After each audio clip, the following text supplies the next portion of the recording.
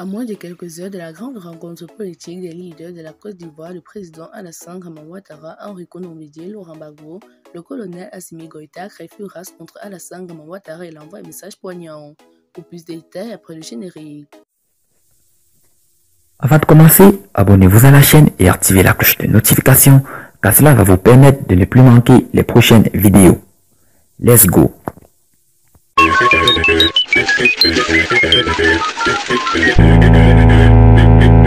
Assimi Goïta, j'ai réitéré la nécessité pour les partenaires de respecter la souveraineté du Mali. Le président malien de la transition, Assimi Goïta, a rappelé la nécessité pour les partenaires de respecter la souveraineté de son pays. Le chef de la junte au pouvoir à Bamako, Assimi Goïta, s'est entretenu avec le secrétaire général des Nations Unies, Antonio Guterres. Cet échange entre les deux personnalités a porté sur l'appui de l'ONU au processus de transition au Mali. À cette occasion, le chef de l'État a assuré avoir passé un message réclé aux diplomates portugais. J'ai réitéré la nécessité pour les partenaires de respecter la souveraineté du Mali, a-t-il déclaré. Un entretien qui intervient en pleine tension né de l'arrestation dimanche à l'aéroport de Bamako de 49 militaires ivoiriens.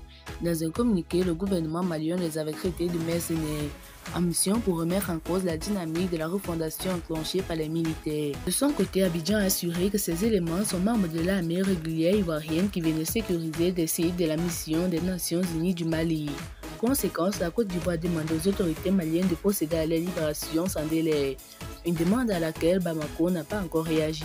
Mali et Côte d'Ivoire, la guerre des communiqués est déclarée. Le Mali attaque, la Côte d'Ivoire riposte. 24 heures après le communiqué numéro 34. Le gouvernement de la transition malienne sur l'arrestation des présumés mercenaires ivoiriens à l'aéroport Modibo Keïta Sénou de Bamako. Le gouvernement ivoirien et les autorités ivoiriennes ont réagi. Cela à l'issue des réunions extraordinaires du Conseil national de sécurité décidées par le président Alassane Ouattara. Ils ont ainsi assumé notamment que contrairement à ce que prétendent les accusateurs des 49 militaires de la NSE, avait bien débarqué dans la capitale malienne dans le cadre d'une mission régulière de la MINUSMA. Aujourd'hui, on a le sentiment que l'ancien patron des forces spéciales aujourd'hui perché sur la colline du pouvoir voit des complots partout. À moins que ce ne soit en réalité des épouvantails agités pour distraire les Maliens et les amener à faire bloc derrière lui.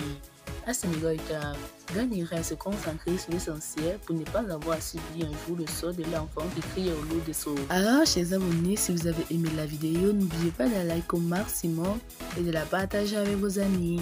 A plus pour de nouvelles vidéos. Bye bye!